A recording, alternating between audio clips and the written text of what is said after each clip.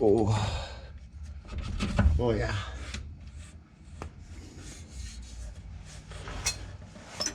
Oh, she seems a little bit long.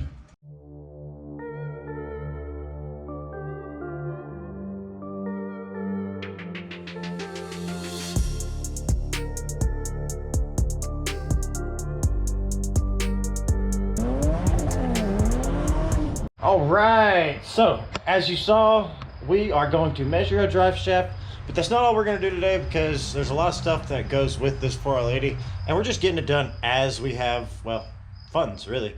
So today we're going to take care of the transmission cooler, and I got some fittings and everything like that. We're going to go ahead and put those in, and it's going to be interesting running the transmission cooler lines. I think it's going to actually have to go into the vehicle and then back out. I don't know. But what we're also going to do, like I said, is we're messing with the drive shaft. So we're going to have to measure it. Okay, so when you're going to measure your drive shaft, the first thing you're going to do is you're actually going to contact the drive shaft shop that you're getting it from and ask them if there's any specific way that they would like it measured. Now, that being said, there's usually only so many ways to measure a drive shaft. So, come here. So, you will either already have this piece, and it'll already be in the transmission, and then you'll measure from the center right here on down to the center right here. So basically what you would do is measure to the face, because this face right here is the center. So you'll do that, and then that will give you the measurement. Now if you don't have this and the drive shaft shop that you're using is going to be providing this while they make it, then you would measure to the actual output shaft itself. You measure from the output shaft, and then you measure down there to that exact same point, and then you let them know. You say, hey, I measured it from this point to this point, so that they know exactly what it is, so they already know. They can do the math and the deductions and all that stuff. It's no big deal. And that's what I ended up having to do. I ended up having to go with from the output shaft because I had them supply that, which my length ended up being 55 inches from the output shaft to the face of that. And excuse her.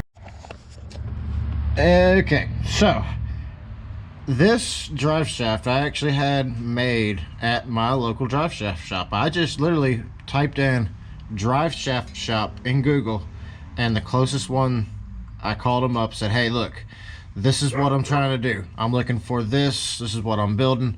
I was just wondering if you could build me one, and what kind of power would it be rated for? Well, this right here is 3.5 DOM tubing, which is rated for 1,000 horsepower. You know, and then I got, because you can't just have this and then it's all of a sudden rated. You got to have good ends and everything. So these are Spicer. All these are Spicer, heavy duty, and then yeah, every bit of it's Spicer, the whole thing. So she is going to be very, very strong, and she's going to hold up pretty well. And like I said, I just went to my local drive shaft shop.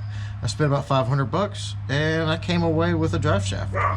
So I mean, you can go to those online ones. They probably make a really good product.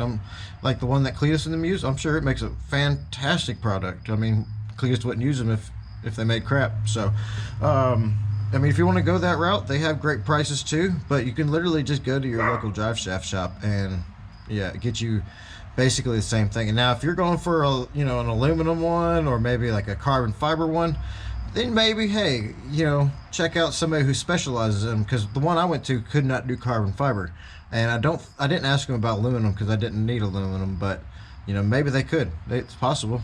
So you just got to ask, and you might even find a better deal locally than on one of the online places. So okay, so let's talk about what happened when I was installing that here drive shaft. It didn't want to go in. You saw it. I was sitting there putting it in, and it just it was like I was hitting a pocket of air inside there or something, and it was like a spring. It was so springy, and it would not go in. So what I ended up doing to fix that, or well, I accidentally fixed it. So I actually had given up. I thought I was actually going to have to call the Driveshaft shop to let them know that they're going to have to like shorten it or something. And I'd put it in here, and I got it as far as I could. And then back here, I just kind of like wedged it up into like somewhere where it would stop and not push back. And then I just walked inside. I went inside and I was like, screw it, whatever. I'm not gonna worry about it. And I came back out maybe an hour later, and I was able to just push it right on, and it was like butter. Like I said, it had to have been some sort of air that got trapped up inside there, because it was such tight tolerances. But yeah, it went in just fine. I didn't have to have it shortened or nothing. They did a bang up job. So if you're in the area, AA Driveline Specialists, they do a dang good drive shaft. And if you're in the area, you may already know that they do a good drive shaft. So she's just retarded. So yeah, and look, so this is where I am mounting my transmission cooler. So this was the oil cooler at one point, but it's the same thing. Oil, transmission fluid, doesn't matter. And it will run, these lines will go up above, all that good stuff, and they're gonna go right over there. So let's talk about those fittings. Okay, so these are the fittings that I was actually waiting on. So, well, these right here are because I'm running the cooler from the oil cooler that was on the BMW that I don't need anymore, and these actually go into the transmission. So the way that they would actually be on the transmission would actually be like this. So this would be up towards the engine. This one is going to be towards the back of the transmission. So the one at the back of the transmission has this nice little extension right here, and then these are going to plug into it, which will make it for the 10AN that is for the oil cooler lines, because that's how big the oil cooler lines are. So it's just going to have a bit more capacity. Instead of the 14 quarts to fill it, it might be, what, 15 or 16 quarts. But whatever. Hey, it doesn't matter. Let's go ahead and install these and see how this, because like I said, there's not much space, and I'm going to show you what I mean.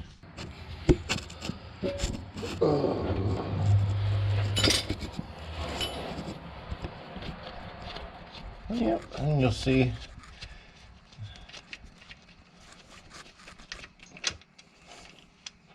See, it's got that long end there, and so I mean, the Southern Gears way would be to put the wrong one in there, but we're not gonna do that. We're not gonna do that.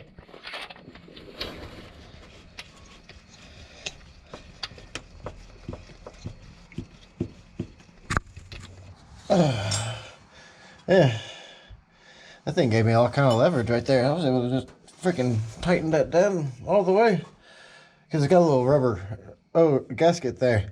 But as you can see, I mean, trying to fit this up in there, or even one of those 90s right there, I mean, that's a big old 90. And yeah, I mean, it's not fitting there either. So, as you might be able to tell, I'm just gonna drill a hole right there, somewhere right up in there. That way we can just run the line, and probably maybe a hole right here for both of them to go through, maybe, and then they could just come out. I don't know. We'll figure it out. Okay, so whenever you oil coolers, transmission coolers, doesn't really matter what it is, you always want to have it filled. So you don't want to have this entire area where it's not sending any fluid there for even a few seconds. Never. So it doesn't matter if this applies for oil coolers and transmission coolers. So you always pre-fill at least them. You leave the lines, because I mean, could you imagine the lines being filled too and you're trying to hook those up? Yeah. So pretty much just gonna fill these up, and then we'll put the lines on there and try to hope that it doesn't come out while we're installing it. So we are using Dexron 6. That's, some people are going to say, all right, yeah. All right, some people will say that you can use Dex 3 with the 4L80, and they're right. You can absolutely do that, and you can also use Dex 6. It's, you know, this is a little bit better at heat, whereas the Dex 3 is cheaper. And you know, if you want to change your transmission fluid regularly, this will be like $100 and something to change it regularly, whereas the other one will be a lot cheaper. So we are going to go about pouring this in here. And we're just going to pour it in, let it go through until we start to see something over here. And then we know we're good. Okay, so the goal is, I mean, let's see. I mean, really, I didn't know why I took this out. I was thinking I was going to be right here. But it looks like I'll be actually coming in over here. I think, let's see here. I think in line with this, maybe. Let's go down here and look and see. What's that be? Okay, since we got that first one in, now that last one, it's not looking like it's gonna fit too well, so we're gonna have to go through the body right there. So what we're gonna have to do is we're gonna need to measure. So we gotta have a point of reference though. So I mean, we're gonna go with a point of reference of one of these screws, or well, probably this bolt hole, so we kind of get an idea, because we can just measure over. I mean, I guess we could generally come from about right here, but it's such a well, yeah, we'll see what we got here. I mean, if we go about 19.5 to the inside, or no, yeah, about 22.25 to that hole right there, to the center of that hole over there. So let's see if we can actually find that measurement up here. Okay, so basically the measurement that I saw was 22.25 to right here. So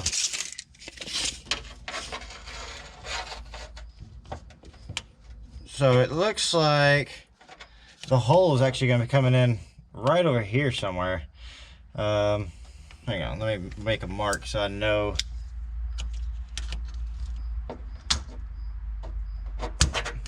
Alright, so that's that. Now we need to know how high up we need to go, you know?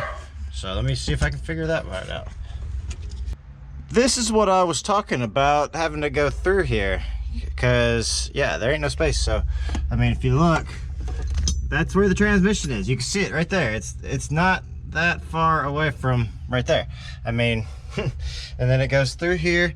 And so you saw where I had it originally. I had it mounted over there, and it worked great, but the lines just weren't long enough, and they had to go up over the drive shaft, and it was all that. But now I thought, hey, there's this whole area on the other side of the frame, that because the exhaust is going to be right up in here, right? So it's going to be separated by a full frame, and this is going to stay out of the way because the mufflers don't come up to about right over here somewhere. So that's nothing. This is going to be great. This is actually going to work out pretty good, this setup right here. I accidentally nicked my line, not the line, but the fitting, the one that goes from an 8 a.m. to a 10 a.m. So hopefully that's nothing major. Hopefully that doesn't leak. But, you know, hey, if I have to, I'll buy another one. It was $8.99 for the piece, for the fitting, so yeah, whatever. But I think that's it. I got all the exhaust and everything back in, so really the only thing left we got to do is that plug. You see it? Yeah, that plug, and that's gonna need the adapter that'll run it to right there, and then also it comes with the wires for the speed sensor, and it actually has the wires that run all the way to the computer, so that'll be nice. And it actually tells you what pin and everything you need to go to, which it should. And yeah, I mean, it's gonna be pretty easy. I mean, it's pretty much gonna be plug and play. Well, that is gonna do it for this video. I think we accomplished a good bit. Like I said, there's not too much left. I gotta get a new tune, and I'm probably gonna get one from a van, because I have the 6-liter, I have the 4L80, so there's none of that segment swap stuff I gotta do. It's not like I have a custom tune that's, you know, if I had a custom tune, then I would totally do a segment swap and everything. But since still running on basically the OEM stuff. I'm just gonna go ahead and throw in one from like an '05 Express 2500 or something like that. That's got the 6-liter and the 4L80 in it, and call it good. And then I'll get it tuned from there, or tune it myself. I'm not too worried. Figure that out when the time comes. Okay, guys. So later, and see you on the next video.